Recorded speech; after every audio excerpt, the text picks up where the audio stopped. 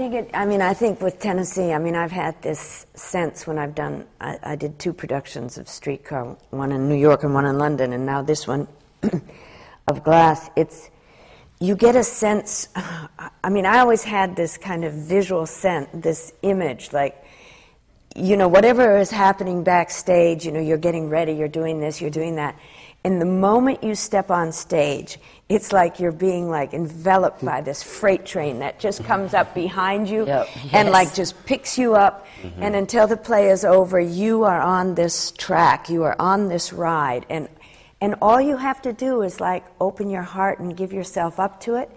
And it's constructed in such a way, if you want to look at it from, a technical point of view, or the poetry, or the universality of the human emotion, or whatever it is, it just encompasses you and takes you there. And as long as you don't resist it, it delivers you where you have to go. It is. Places that you feel where you're picking up the play every night on your back and carrying the play across the field.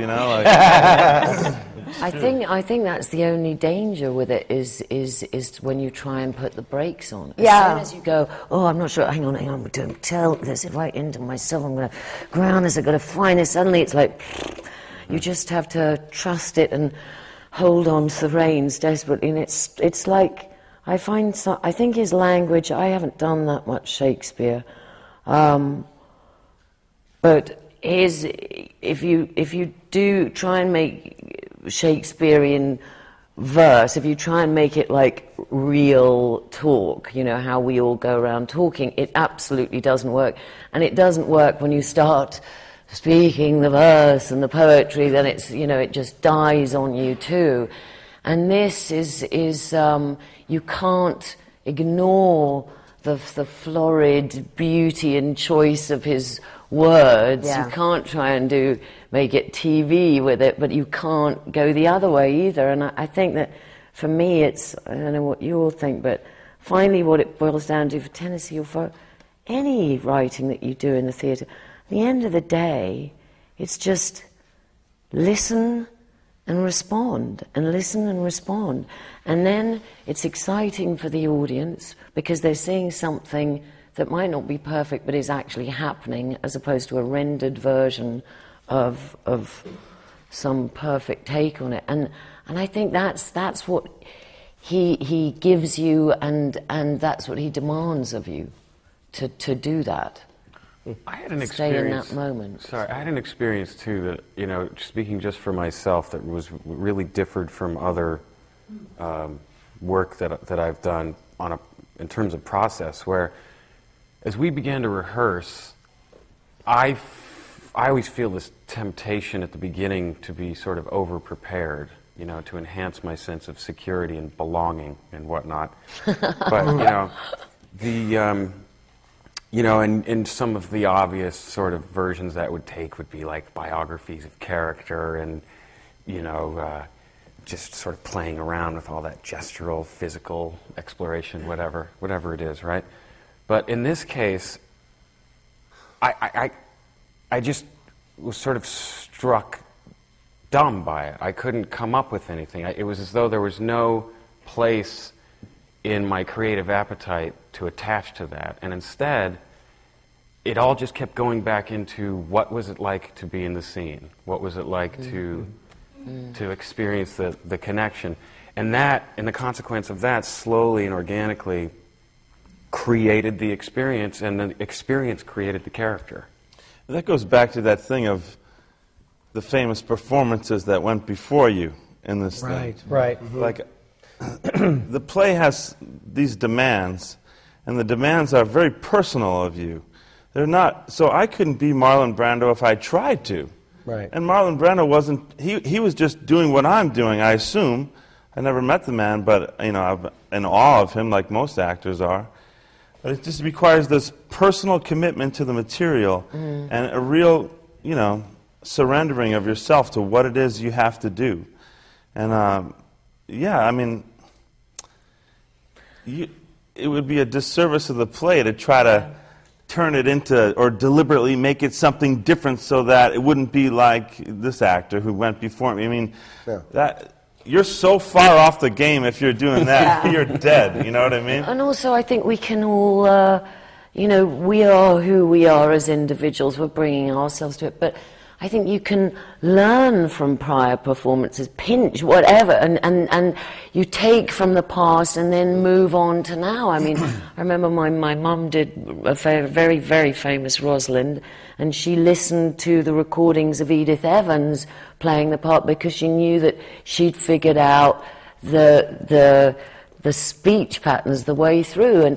And in my consciousness, I know playing this part, I saw Vivian Leigh in the movie several times. I saw Jessica. All of these things have somehow trickled into me. I'm not doing the same thing, but they're part of the fabric, and you can't ignore that. You want to embrace it and be thankful for what you've been given in the past. Yeah. And I also think, you know, with Williams, because his canvas is so huge and what he has the portraits that he has created, unlike a lesser playwright, they allow a multitude of interpretations that can still make the play absolutely vital and, I mean, exciting and alive. And it can encompass, a huge variety of interpretations. And it will still work. Well, yeah, particularly with the Glass Menagerie, because my opening speech, you know, I'm saying that, you know, the play is memory. Right. You know, it's dimly lighted, it's sentimental, it's not realistic. You know, and so it's for me as I'm doing the play, everything is kind of materializing around me is how I interpret it. You know, and it's like the sense of touch and the sense of smell and all that stuff. The play is memory.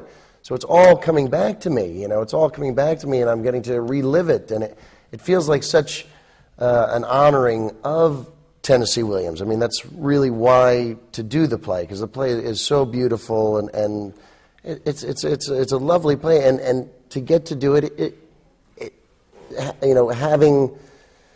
You know, watching Amanda come to life again, you know, and watching Laura come to life again, and just seeing them, who these people were, it's such an honoring of somebody's life. It's really a remarkable experience. You know what's astonishing about in line with what you just said was, there is, once I started to approach the material, I realized, wow, there's so much room in here for me.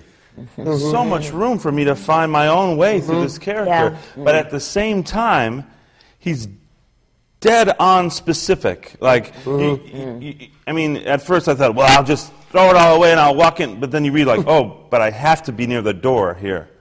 Or I have to have a cigarette in my hand at this. I mean, he's so specific about the behavior and what happens in the scenes. And yet, you still feel like, I can bring everything of myself to this guy. Yeah. You know, like it's a real trick. I wish I was a more intellectual person. I could discern what it takes to do that. But I think if you intellectualize about his plays. I think if you intellectualize it too much, it might evaporate on you. If you start to analyze it a little too much. But it is so specific. I mean, my God, and I mean, learning the speeches and they just.